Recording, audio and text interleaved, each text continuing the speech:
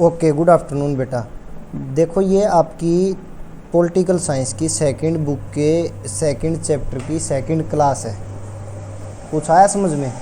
Political science की second book के second chapter की सेकंड क्लास है, क्योंकि फर्स्ट क्लास मैंने डाल दी है। हालांकि इस चैप्टर की बहुत सी क्लासेस ऑनलाइन हो चुकी थी, लेकिन कई बच्चे ऑनलाइन ले नहीं पाए और हम भी कुछ सिस्टम पे काम कर रहे थे तो हो नहीं पाए। अब बाकी इतनी कहानी की बजाय बात यही, आज ये क्लास है सेकंड आपकी।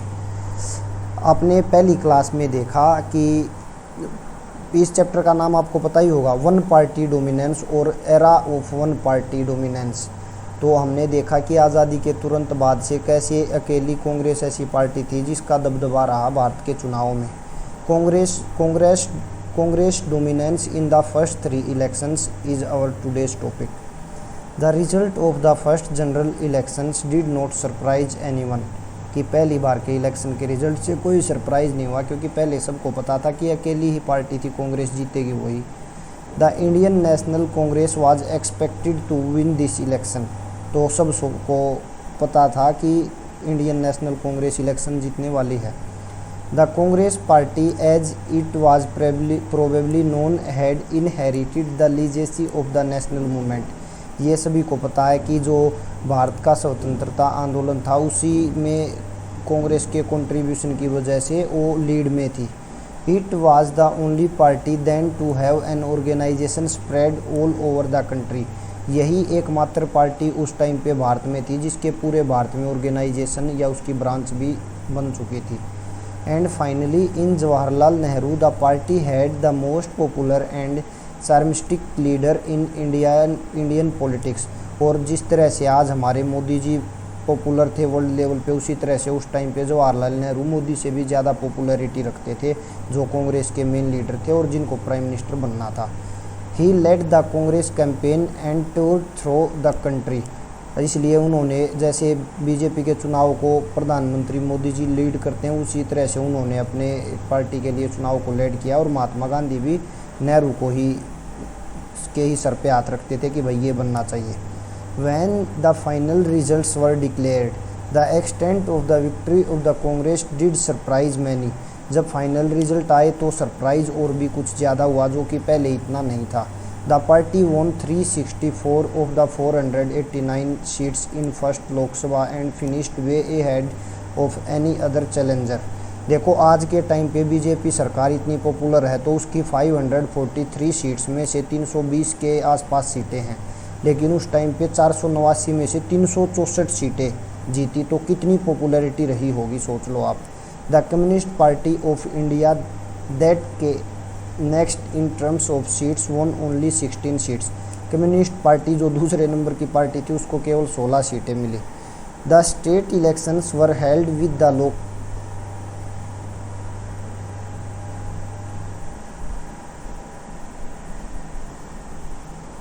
लोकसभा इलेक्शंस। राज्यों के चुनाव भी लोकसभा के चुनाव के साथ हुए। लोकसभा के चुनाव मतलब प्रधानमंत्री बनाने के लिए जो member of parliament MP elect करने के लिए होते हैं वो होते हैं, और राज्यों के इलेक्शन सीएम और एमएलए बनाने के लिए जो होते हैं। The Congress scored big victory in those elections as well. राज्यों के चुनाव में भी कांग्रेस जीती एक तरफा। It won a majority of seats in all the states except Travancore, Cochin, part of today's Kerala. Congress ने लगभग सभी स्टेट्स में मेजोरिटी के साथ जीत दर्ज की, केवल त्रावणकोर या कोचीन को छोड़कर, जो कि आज के केरला, आधुनिक केरला का ही एक भाग था उस टाइम पे। मद्रास एंड ओडिशा, तो त्रावणकोर हो गया, मद्रास हो गया और ओडिशा हो गया, इन 3 जगहों को छोड़कर बाकी हर जगह। Finally even in these states the Congress form the government. लेकिन इन राज्यों में भी कांग्रेस की सरकार बनी, हालांकि मेजोरिटी नहीं आई थी। बस बात ये थी, कोई सहयोगी दल ने उनको सपोर्ट कर दिया। जैसे इस बार हरियाणा में बीजेपी की भी मेजोरिटी नहीं थी, कांग्रेस की भी नहीं थी। कांग्रेस की शायद 35-36 सीट थी, बीजेपी की 40 थी, तो 10 कांग्रेस को 10-12 सीट चाहिए थी और बीजेपी को 5-6 सीट चाहिए थी। तो बाद में निर्दलीय भी बीजेपी के साथ मिल गए और आपके जो दुष्यंत चौटाला की पार्टी थी वो भी, तो उनकी गवर्नमेंट बन गई। एज एक्सपेक्टेड जवाहरलाल नेहरू, अब ये सभी को पता था कि भाई कांग्रेस जीतेगी और नेहरू प्रधानमंत्री बनेगा। A look at the electoral map on the previous page would give you a sense of dominance of Congress during the period between 1952 to 1962। अब ये कह रहा है कि भाई ऊपर जो आपको मैप दिखाया गया है, इस मैप से आप देख सकते हो, देखो हर जगह पर कांग्रेस ही है। तो कितना डोमिनेंस था कांग्रेस का उस टाइम पे 1952 से 62 के 2 लोकसभा चुनावों के बीच में, ठीक है। In the second and the third general elections held in 1957 and 1962 respectively, the Congress maintained the same position in the Lok Sabha bye winning 3/4 of the seats.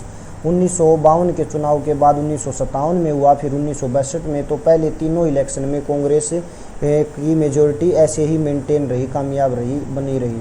None of the opposition parties could win even 1/10 of the number of seats won by the Congress.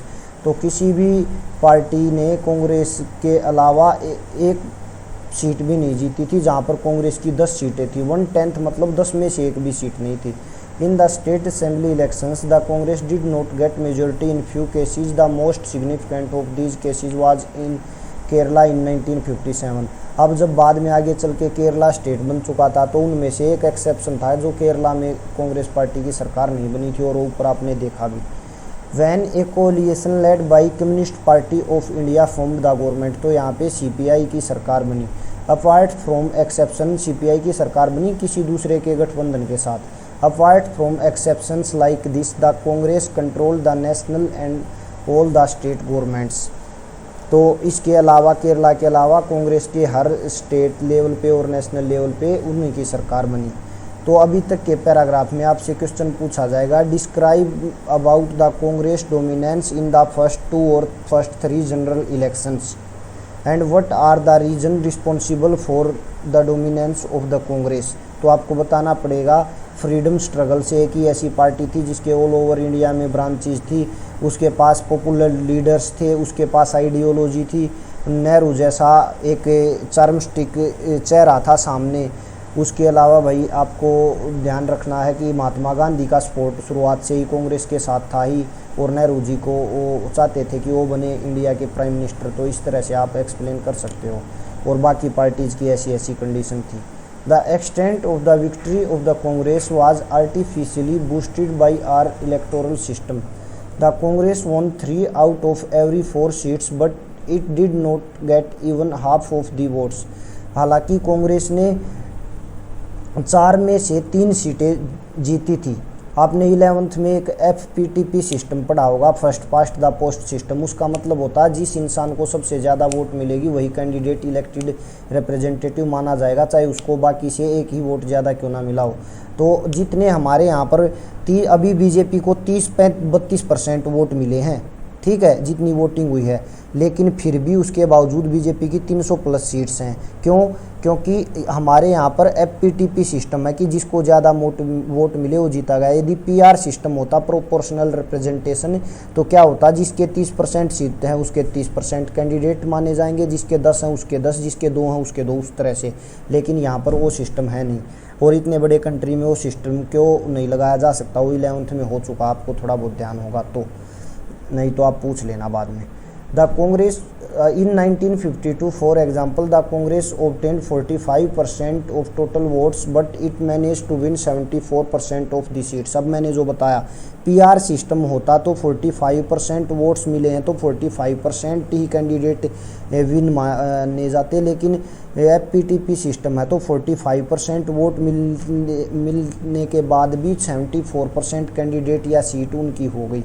The Socialist Party, the second largest party in terms of votes, secured more than 10% of votes all over the country। Communist party आपको पता ही है, दूसरे number की party, उसको 10% से ज़्यादा vote मिले, लेकिन उसके MLA 10% भी नहीं रहे होंगे, ये भी ध्यान रखना है। क्यों? क्योंकि फिर वही प्रॉब्लम है, क्योंकि उसके MLA चाहे 2 वोट से आ रहे, चाहे 2 लाख वोट से आ रहे तो आ रहे, sorry MP, but it could not even win 3% of the seats. अब ये कह रहा 10% वोट मिली लेकिन 3% भी सीट नहीं मिली। मैंने बताया था ना, हाउ डिड दिस हैपन, ये भी मैंने आपको बता ही दिया, ठीक है। ये सब आपने इंडियन कॉन्स्टिट्यूशन एट वर्क, यही है, वही कह रहा होगा कि पिछले साल की जो बुक है आपने उसमें ये पढ़ लिया है एक्चुअल में, ठीक है।